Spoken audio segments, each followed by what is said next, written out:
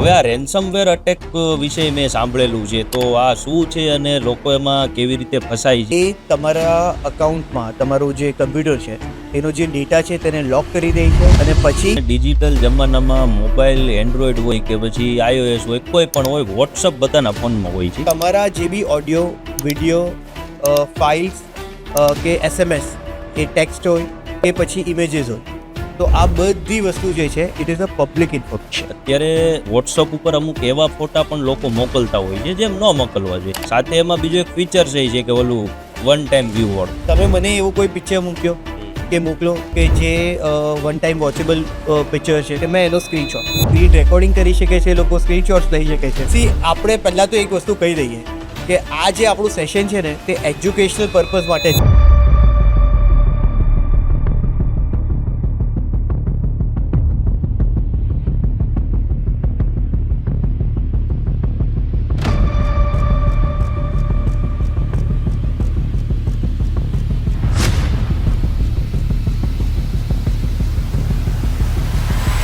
તો ભાઈ ફરી એકવાર પાછો હાજર છું હું. આ સાયબર ક્રાઇમ તો છે ને ભાઈ આખો દરિયો છે, અને ઓલા દરિયામાં કેમ અલગ અલગ બધા જીવડા હોય, માછલીઓ હોય ને કાચબાઈ હોય, એમ આમાંય બહુ બધા સ્કેમ છે ભાઈ. અને એની આખી ચર્ચા કરવાની છે ને આ બહુ લાંબુ ટૂંકું હાલ છે. પછી કહેતા નહીં કે ભાઈ કેમ આટલું બધું હાલે છે, પણ આ છે જ દરિયો તો હાલવાનું જ છે.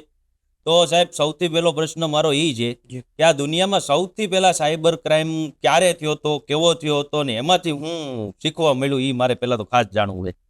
આ તમારો જે ક્વેશ્ચન છે ને તેનામાં મને તમને એક ક્રોસ ક્વેશ્ચન કરવો છે સર. હા, કે તમે જોઈ રહ્યા છો કે હમણાં ઇન્ટરનેટ, સ્માર્ટફોન્સ, લોકો આપણે એમ કહીએ કે છેલ્લા 10-15 વર્ષથી વધારે એક્ટિવ હા, થયા છે. વધારે. આઈટી એક્ટની વાત કરીએ આપણે તો યર 2000માં આઈટી એક્ટ આવ્યું હતું. હવે તમે મને કહો કે તમને શું લાગે છે કે પહેલું સાયબર ક્રાઇમ એટલે કે ફર્સ્ટ રેકોર્ડેડ સાયબર ક્રાઇમ એ કયા વર્ષે થયું હશે? એટલું ખાલી મને તમે કહો. તો બસ એક આ અંદાજો લગાવો. એક્ટ આવ્યું એની પહેલા જ શરૂઆત થઈ છે એકાદ ક્રાઇમની, તો જ આ એક્ટ બનાવવો પડ્યો. કેમ કે જ્યાં સુધી શું કહેવાય કાંઈ ગુનો ધ્યાનમાં ન આવે ત્યાં સુધી નિયમ બનાવવાની જરૂર જ નથી પડતી. બિલકુલ સમજ્યા? બિલકુલ રાઈટ છે. એટલે એ સમયમાં જ ક્યારેક થયો હોય. બટ કેટલા સમય પહેલા? એટલે સમજો ને કે 25-27 વર્ષ આજુબાજુ એટલે થયું કયું હોય. યર થાય? 1999 આજુબાજુ હોવું જોઈએ. હજી થોડુંક ઉપર જાઓ. 2001-2 ના પાછળ જાઓ. પાછળ જવું પડશે તો હા. પછી તો મારા જન્મની વાત આવશે. 1995 આવી જાય. હજી પાછળ જાઓ. અરે તો હવે તો ક્યાંક મારા પપ્પાના જન્મમાં ના જવું પડે હો. ના તમારા દાદાના જન્મમાં જાઓ. અચ્છા, તો બહુ જૂની આ તો એક history. ડેટ આપો. આ એટલે ભારત કે દેશ year. આઝાદ થયો 1947, એનથી પહેલા જાઓ. એની પહેલા યસ. તો હવે તો સમજી લ્યો ની કે આ 1900 ની સિરીઝ છે કે 1800 માં જવું પડશે. પેલું એક મૂવી આવ્યું હતું 1920, એ યાદ છે તમને? હા, yes. એનાથી 100 વર્ષ પાછળ ચાલ્યા જાઓ. 1820. જી. ઓહ, પહેલું ફર્સ્ટ રેકોર્ડેડ સાયબર ક્રાઇમ એ 1820 જે યર હતું તેમાં થયું હતું. તમે બિલકુલ ગૂગલ કરી શકો છો અને તમને એનો આન્સર મળી જશે. અચ્છા, બરાબર. ફ્રેન્કલી આજે ફર્સ્ટ સાયબર ક્રાઇમ જે થયું હતું એ હતું એક જોઝફ મેરી જેકવાર્ડ કરીને એક બિઝનેસમેન હતો જે ટેક્સટાઇલ મેન્યુફેક્ચરર હતો. અચ્છા, બરાબર. જી.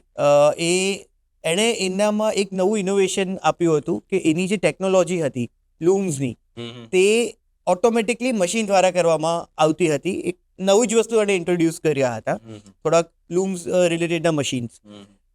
આ જોઈને એમના જે કામદારો હતા તે લોકોને જરાક આપણે એમ કહી શકીએ કે એનાથી અદેખાઈ થઈ ગઈ, કાં તો ઇનસિક્યોરિટી ઇઝ અ કે અમારો એક્ઝેક્ટ ધંધો જ ભાંગી જાય, ઓટોમેટિક Perfect. ઉપર વહી ગયું તો આ. બિલકુલ. તો એ બધાએ મળીને એક વર્ડ છે which is known to be computer sabotage. તો એમ કરીને એને ડિસ્ટ્રક્ટ કરી દીધું એ મશીનને. અત્યારે અગર આપણે આઈટી એક્ટને જોઈએ તો it is defined under section 43 along with section 66 of Indian information technology act. તો આ જે કમ્પ્યુટર સેબોટેજનું એક્ટ હતું તે યર 1820માં પહેલી એક એવું ક્રાઇમ તરીકે આપણે એને સંબોધિત કરી શકીએ કે which is a recorded cyber. તો આ તો બહુ સરસ મજાનો મુદ્દો રહ્યો જી. 1820 વાળો. હવે આ રેન્સમવેર અટેક વિશે મેં સાંભળેલું છે, તો આ શું છે અને લોકો એમાં કેવી રીતે ફસાય છે એના વિશે થોડુંક જાણવું છે. સર, રેન્સમવેર અટેક જે છે તે પ્રેક્ટિકલી એક માલવેર છે જે આપણે માલવેર વિશે પરની આપણે ચર્ચા કરી આગળના એપિસોડમાં. જી, કે એ તમારા અકાઉન્ટમાં તમારું જે કમ્પ્યુટર છે એનો જે ડેટા છે તેને લોક કરી દે છે અને પછી એને અનલોક કરવા માટે એટલે કે એન્ક્રિપ્ટ કરીને ડિક્રિપ્ટ કરવા માટે તમારી પાસે ખંડણી રેન્સમ માંગે છે. વેલ આ જે અટેક છે તે આપણે એમ કહી શકીએ છીએ કે કોઈક બી રીતના જ્યારે તમે પાયરેટેડ સોફ્ટવેર યુઝ કરો છો અને કંઈક એવી જગાએ તમે જતા હોવ છો કે જેના પોપઅપ્સ તમને વાગી જાય છે તો એમાં બી તમે રેન્સમવેર અટેકને ઇન્વાઇટ કરી દો છો.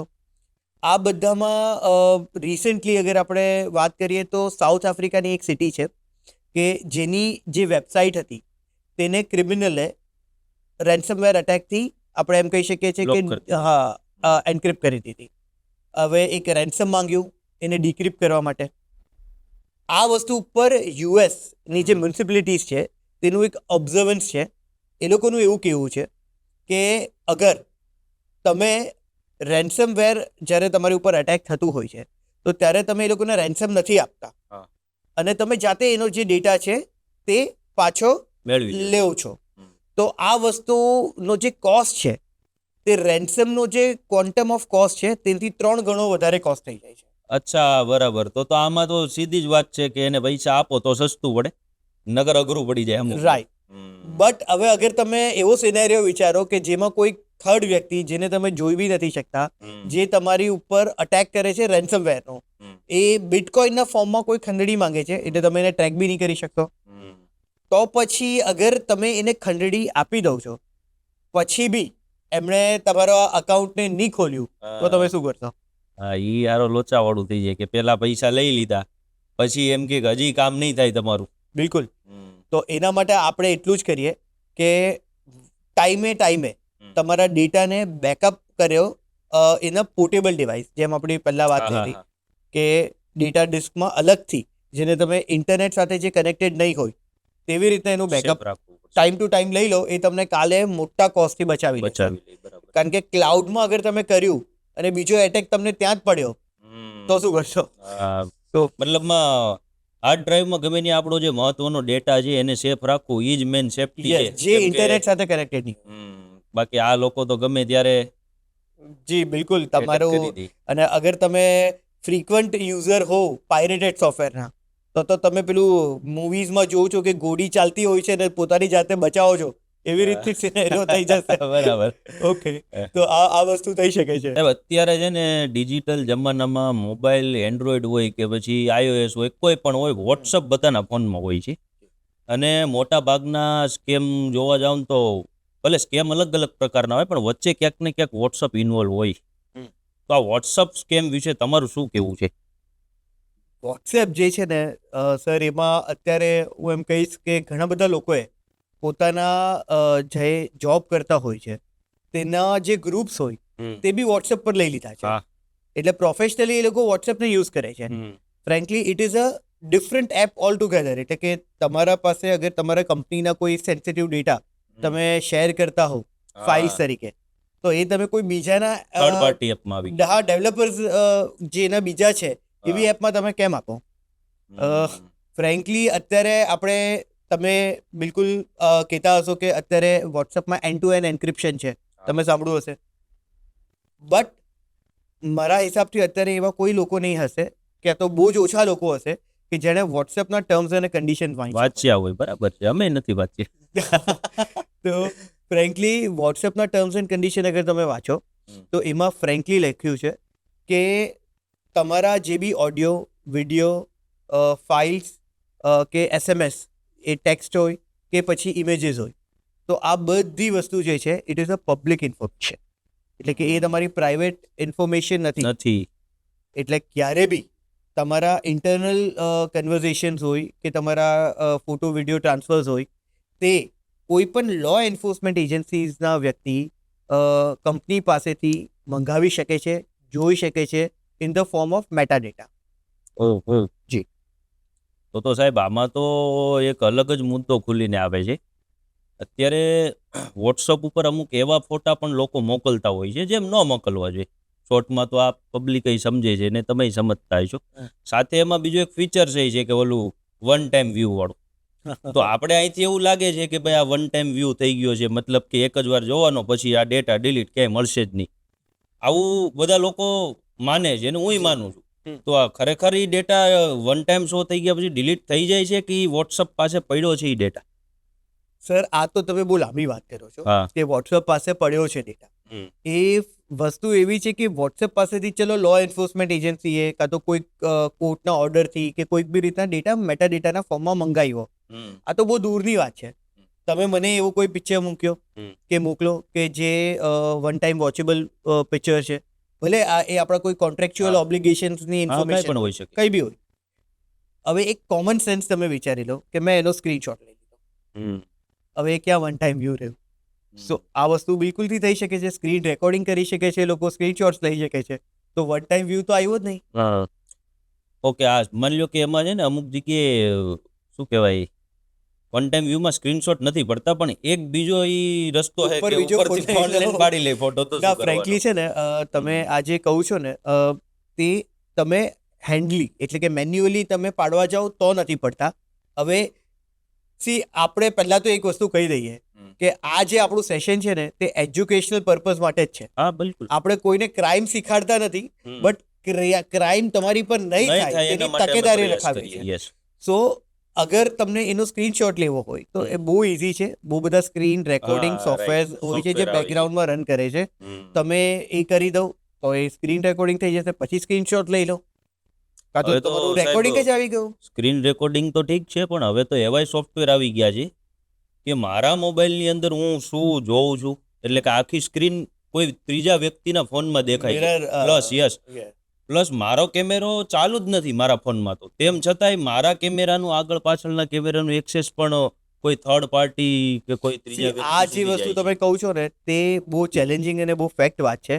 બટ અત્યારે હું તમને એક વસ્તુ બીજું વોટ્સએપની વાત કરું છું કે વોટ્સએપમાં અગર આપણે એ પ્રશ્ન કાઢ્યો જ છે તો હું તમને એના અલગ અલગ આપણે એમ કહી શકીએ છીએ કે સિનેરિયોઝ બતાવી દઉં છું કે વોટ્સએપમાં જેમ આપણી વાત થઈ કે મેન જે થર્ડ એટલે કે મેન ઇન મિડલ એટેક, તેનાથી બચવા માટે એન્ડ ટુ એન્ડ એન્ક્રિપ્શન છે. બટ બહુ જ બધા અલગ અલગ ટેકનિક્સ છે કે જેમાંથી તમારું વોટ્સએપ હેક થઈ શકે. ઘણી બધી ફેરી તમારી પાસે કોઈ પાર્સલવાળો આવે છે કે કોઈક વ્યક્તિ તમારી પાસે અમુક કોડ્સ ડાયલ કરાવે છે અને એના બેઝિસ ઉપર બી તમારું વોટ્સએપ ટ્રાન્સફર થઈ જાય છે. આ ઉપરાંત be there are an number of ways કે જેમાંથી તમારું વોટ્સએપ હેક થઈ શકે છે. તેમાંથી એક બહુ જ આપણે એમ કહી શકાય કે ઇઝી વે તે હું તમારી સાથે વાત કરું કે ફોર એક્ઝામ્પલ તમે મને ઓળખતા નથી, હા. મેં તમારી પાસે તમારો ઓટીપી માંગ્યો, તમે મને આપશો? ના, હું તો આપું જ નહીં સાહેબ. અત્યારે તો આપણી સરકાર જ એટલું અવેરનેસ લાવે એટલે છે. તમે સોહિલભાઈને આપશો? હા, સોહિલભાઈને આપીશું. બસ કેમ? આ જ મારા વસ્તુ મિત્ર છે, સાથે આ જોડાયેલા. જ વસ્તુ છે કે સોહિલભાઈએ તમારી પાસે ઓટીપી માંગ્યો, અચ્છા, હા હા, તમે એમને ઓટીપી આપ્યો, બરાબર. તમારો વોટ્સએપ હેક થઈ ગયો. આ કેવી હવે તમને ઓળખતા જે બીજા બધા લોકો છે હમ તેમની પાસેથી તમે ઓટીપી માંગ્યો, જે એકચ્યુઅલી તમે નથી, એ ક્રિમિનલ છે જે તમારા આઈડેન્ટિટીને ડિસ્ગાઇઝ કરીને બીજા બધા લોકો જે તમને ઓળખે છે એમની પાસે ઓટીપી માંગે છે, અચ્છા, જેમ હા. સોહિલભાઈએ તમારી પાસે માંગ્યો. Right right right. તો આ જે વસ્તુ છે તેવી રીતના જ્યારે બી એની પાસે ઓટીપી માંગશે એ લોકોએ આપ્યો, એ લોકોનો હેક થઈ ગયો. આ ચેન્જ ચાલ્યા જ કરશે. સો અગર તમારા ઓળખીતા લોકો બી તમારી પાસે ઓટીપી માંગે તો એ નહીં નહીં આપતા, નહીં તો એ કેમ કે તમારું વોટ્સએપ ઓળખીતો વ્યક્તિ કરી દેશે. જ પોતે માગે છે કે કોઈ બીજો બીજું. માગે છે, આપણને ખબર નથી. આનો એક દેશી રસ્તો એ છે કે તમે એને કોલબેક કરો સિમ નંબર ઉપર અને એટલે- પૂછી લ્યો કે ભાઈ તે જ કે ભાઈ તે માંગ્યો છે. વોટ્સઅપમાં તો કે text કોઈ કરી દો. ઇન્સ્ટાગ્રામમાં કે ફેસબુકમાં કોઈ મેસેજમાં ઓટીપી મગાવે હા તો એ સામે વ્યક્તિ છે કે નથી આપણને ખબર જ નથી, બિલકુલ કેમ કે એનું એકાઉન્ટ હેક થઈ ગયું હોય. 100%. એટલે ફોન કરીને કદાચ આપવો હોય તો આપી શકાય. જી બાકી તમે એને નહીં. સિમ નંબર ઉપર કોલ કરો, પાછું વોટ્સએપ પર કોલ કરશો તો પેલો જ ઉચકશે. હા, એ વાત છે. એટલે તમે વિડીયો કોલ કરીને બી તમે વેરીફાઈ કરી શકો કરી છો કે શકો. કોણ છે. એટલે આ બધા ટેક્ટિક્સ છે. બટ એક બહુ ઇમ્પોર્ટન્ટ વસ્તુ એ છે કે આપણામાંથી કેટલા લોકોનું તમારું જે વોટ્સએપ છે તેમાં તમે 2 સ્ટેપ વેરિફિકેશન રાખ્યું છે? હા, મેં રાખેલું. આ વસ્તુ ખૂબ જ જરૂરી છે, કારણ કે અગર તમે 2 સ્ટેપ વેરિફિકેશન નહીં રાખ્યું હોય તો આ તમે ઓટીપી આપ્યું એટલે તમારું હેક થઈ ગયું. ડાયરેક્ટ જ વોટ્સઅપ જ જતું રહી. હા, 2 સ્ટેપ વેરિફિકેશનમાં સાહેબ એવું સ્ટેપ હતું હા કે એક તો ઓટીપી તો નાખવાનો જ, પ્લસ કે એનો પાસવર્ડ સેટ પિન કરવાનો. નંબર. હા. યસ હવે ઈ બાયોમેટ્રિક OTP પણ હોઈ પછી શકે. હા પછીનું જ એક બીજું સ્ટેપ આવે સિક્યુરિટી માટે, એટલે security માટે. 2 સ્ટેપ મતલબમાં 2 સ્ટેપ હોય તો બચવાના ચાન્સ છે જ. છે. સો કમ્પેરેટિવલી એટલીસ્ટ તમારા વોટ્સએપમાં 2 સ્ટેપ વેરિફિકેશન તમે રાખી શકો છો, જોઈએ, જેથી બરાબર તમે છે. આવી બધી ઉપાધિઓથી બચી બચી શકો. શકાય. નકર એક જ ઓટીપીમાં ગયું. 100%. અને સિમિલરલી અગર તમે કશે તમારો ફોન બી રિપેર કરવા આપ્યો તો because there are ways કે અગર તમે તમારા ફોનના એપ લોક નથી રાખતા તો કોઈ ઇઝીલી તમારું વોટ્સએપ Yes. ઓપન કરી શકે છે. અત્યારે ધેર Use ઇઝ કરી વન મોર ફીચર જેને આપણે લિંક ડિવાઇસ કહીએ છીએ. હા હા તો એ QR કોડ જે છે તે સ્કેન કરીને બી કરીને. તમારું આખું ને આખું વોટ્સએપ પેરેલલી Yes. બીજા ડિવાઇસમાં ચાલતું કરી ચાલતું શકે હોય, છે. ખબર ના પડે. એટલે આ બધી તમારા પ્રાઇવેટ સેન્સિટિવ કોન્ફિડેન્શિયલ ડેટા જે છે, જે તમે એક ટાઈમ મૂકવા માંગતા હતા, એ બધી ઇન્ફોર્મેશન એક સાથે બહુ બધી જગ્યાએ દેખાશે. ટૂંકમાં 2 સ્ટેપ વેરિફિકેશન રાખવું જરૂરી છે. જી. અને બીજું કે આપણે જે એપ્લિકેશન વાપરીએ છીએ ફોનમાં, પછી ફેસબુક હોય કે કોઈ પણ હોય, વોટ્સઅપ કે કાંઈ પણ, તો એ એપના લોકે રાખવા જરૂરી છે. યસ, કેમ કે ક્યારેક આપણો ફોન ક્યાંક પડ્યો છે, ક્યાંક રિપેરિંગમાં આપ્યો છે, અથવા તો ખોવાઈ ગયો છે, બિલકુલ અથવા ચોરાઈ ગયો છે, તો એવા સંજોગોમાં ખાલી ફોનનો લોક તો ઠીક છે, પણ એપ લોક પણ હોવો જરૂરી છે. જરૂરી છે. અને આ બધાની સાથે સૌથી અગત્યની વસ્તુ શું છે કે ઘણા બધા લોકોને મેસેજ આવે છે કે હવે વોટ્સએપ ગોલ્ડ પ્લસ સિગ્મા થઈ ગયું છે. એટલે કે વોટ્સએપમાં આ નવા નવા ફીચર્સ એડ ઓન થઈ ગયા છે, ડાઉનલોડ કરી દો. ડુપ્લિકેટ એટલે યસ, લિંક ઉપર એ ક્લિક કરશે, વોટ્સએપ એમનામાં આવી જશે. ફ્રેન્કલી એ લોકો જાય છે વોટ્સએપમાં જ, પણ વાયા ધીસ એપ.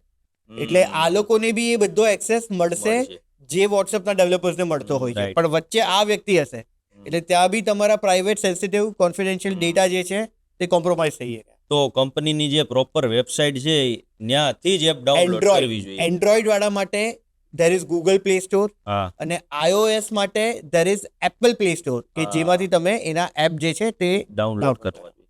રાઈટ, બહુ સરસ માહિતી હતી હો સાહેબ. અત્યારે ઘણા બધા લોકો આમાં અટવાતા હોય છે, કદાચ આ એપિસોડ જોઈ, અને ઘણા તો આજે જ એપ લોક અને ઘણા બધા 2 સ્ટેપ વેરિફિકેશન જે છે એ કરી નાખશે. ન કરવાના હોય ને તોય કરી જ નાખજો, નકર પછી પાછા ધક્કા વધી જાય.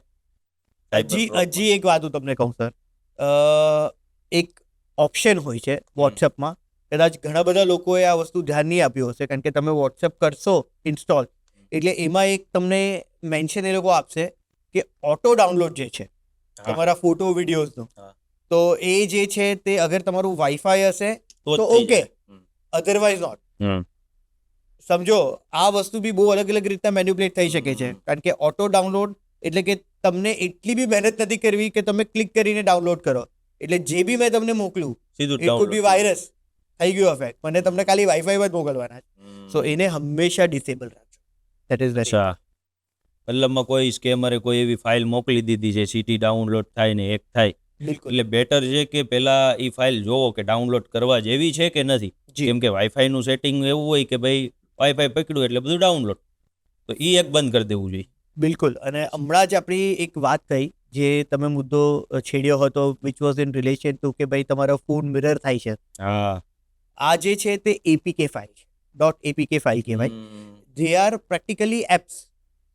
ફોર એક્ઝામ્પલ, અત્યારે આપણે જે સ્કેમ્સ ચાલતા હોય છે તેમાં ગેસ ની જે સર્વિસીસ છે તેના માટેની વાત હોય, કાં તો તમારા લાઇટ બિલની વાત હોય, તમને એક મેસેજ આવી જતો હોય છે કે ભાઈ તમારું લાઇટ બિલ જે છે તે કાલે ને કાલે ડિસ્કનેક્ટ થઈ જશે અગર તમે બિલ નહીં ભર્યું, અને બિલ બહુ નાનું બતાવશે.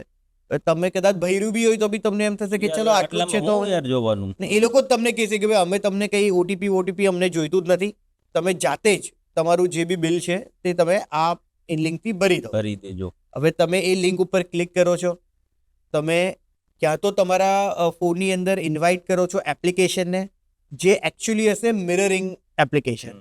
એટલે એ તમારા ફોનનો એક્સેસ કોઈ ત્રીજા વ્યક્તિને આપશે.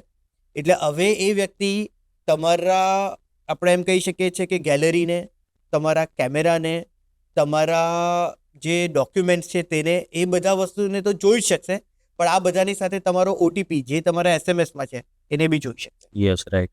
એટલે હવે તો એને તમારી પાસે ઓટીપી માંગવાની જરૂરત જ નથી, હી હેઝ ધ એક્સેસ. સો આ વસ્તુ ઇઝ વેરી ઇમ્પોર્ટન્ટ. આ જ વસ્તુ વોટ્સએપ દ્વારા .apk ફાઇલના ફોર્મમાં અગર પેલી કંકોત્રીના તમને ઇન્વિટેશન મળ્યા જ હશે, હમણાં તો આવ્યા હતા. બિલકુલ. તો ફ્રેન્કલી આ જે .apk ફાઇલ છે એને તમે ક્લિક કરશો એટલે ક્યાં તો આ જ તમે એને ઇન્સ્ટોલ કરો છો, કાં તો કદાચ એપ ઇન્સ્ટોલ નહીં થશે બટ બેકગ્રાઉન્ડમાં સ્ક્રિપ્ટ રન કરશે, અને પછી એના થ્રુ તમારા જે ફોન છે તે કોમ્પ્રોમાઇઝ થશે ને એનો એક્સેસ રિમોટલી આપણે થર્ડ વ્યક્તિને આપી દઈશું. Right. So this is a parallel game. KYC અપડેટના નામ પર બી તમારી પર લિંક આવતી હશે. ડોમિનોઝ હોય કે કોઈ અલગ અલગ નવા પીઝા વાળા હોય, બિચારા એમના નામ યુઝ કરીને બી ક્રિમિનલ તમને હેરાન કરી શકે છે. સો ધીસ ઇઝ વેરી ઇમ્પોર્ટન્ટ. એટલે તમને એ વસ્તુ હંમેશા વેરીફાઈ કરવી જોઈએ કે આ વસ્તુ રાઈટ છે કે રોંગ છે. અને એના માટે બી હું તમને એક વેબસાઇટ આપી દઉં છું. આના માટે તમે જોઈ શકો છો www.abuseipdb.com. આ જ સાથે એક બીજી વેબસાઇટ છે વિચ ઇઝ virustotal.com, જેમાં તમે જઈને એ લિંક કોપી પેસ્ટ કરો અને તમે જોઈ લો કે લેજિટિમેટ છે કે ઇટ ઇઝ આપણે એમ કહી શકીએ કે માલાફાઇડલી ક્રિએટેડ માલવેરની લિંક છે. બરાબર. તો સેફટી તો છે જ અહીંયા, પણ લોકોને અવેરનેસ નથી કે સારું ખરેખર આ ફાઇલ કામની છે અથવા તો ખરાબ છે, આપણા કામની નથી, તો ક્યાં ચેક કરવું એનાય રસ્તા છે. તો એ તો તમે આપી જ દીધા છે. હવે સર્ચ કરવાનું કામ તો આ લોકોનું છે. સર્ચ કરવાનું કામ બી એ લોકોનું છે. અને એટલીસ્ટ કંઈ નહીં ને તો પોતાના ફોનમાં ગૂગલ સેફ કરીને એક જે એપ છે તેને એ ડાઉનલોડ કરી શકે છે. ફ્રેન્કલી આ બી કોઈ થર્ડ પાર્ટી લિંકથી તમે બિલકુલથી નહીં કરતા, કારણ કે આ બી લેજિટિમેટ પ્લેટફોર્મ પર જઈને જ કરજો. એટલે તમારો જે ફોન છે તેમને બેકગ્રાઉન્ડમાં તમે સિક્યોર કરી શકો. અને તમારા બ્રાઉઝર ઉપર there is a word which is known to be web of trust. તે જે એડોન્સ છે તેને તમે બિલકુલથી એડ કરી દો. તમને ખબર છે સર, ઘણી બધી ફ્રી બ્રાઉઝર, એટલે કે ફોર એક્ઝામ્પલ તમે ગૂગલ ક્રોમ કે ફાયરફોક્સ જે બી તમે બ્રાઉઝર ખોલ્યું, હવે એમાં આપણે ધીરે ધીરે છે ને લેઝી થતા જઈએ છીએ. એટલે એમાં તમને હવે તમારું આખું નામ અને બીજી બધી ડિટેલ્સ બી ફિલ નથી કરવી, ઓટોફિલમાં થઈ જાય છે. સૌથી વધારે ક્રાઇમ ઓટોફિલથી થાય છે. અચ્છા. કારણ કે તમારા બ્રાઉઝરમાં બહુ બધી વલ્નરેબિલિટીઝ છે. તમે કયું બ્રાઉઝર યુઝ કરો છો? ક્રોમ, સફારી છે. સફારી છે.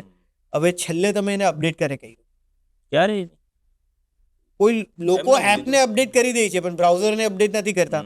હવે એની ઉપર અગર કોઈ એટેક થયો, જે થતા જ હોય છે, મેક્સિમમ અટેક તમારા બ્રાઉઝર પર જ થતા હોય છે, કારણ કે એમાં જ તમારા પાસવર્ડ સેવ હોય છે. તો પછી એ વસ્તુ છે જેને તમે કોઈક ને કોઈક રીતના ઇમ્પોર્ટન્સ નથી આપતા અને જેને ક્રિમિનલ્સ ઇમ્પોર્ટન્સ આપે છે. સો ઇટ ઇઝ ઇમ્પોર્ટન્ટ કે તમે જાતે જ આવા બધા જે બ્રાઉઝર છે તેમાં પહેલા તો ઓટોફિલ જ નહીં રાખો, અને રાખો તો અપડેટ નિયમિત એને અપડેટ. તો મિત્રો, આ તો ખાલી આ વોટ્સઅપ વાળી જે માથાકૂટ હતી ને એની જ વાત હતી. એના સિવાય મેં તમને કીધું એમ દરિયો છે, અને દરિયામાં મેં પગ ડૂબાડ્યા છે. હજી ડૂબકી લગાવવાની તો બાકી જ છે, અને બધું જોવાનું બાકી જ છે. એટલે તમારે હવે કાંઈ નથી કરવાનું, ખાલી નવા એપિસોડની રાહ જોવી પડશે થોડી.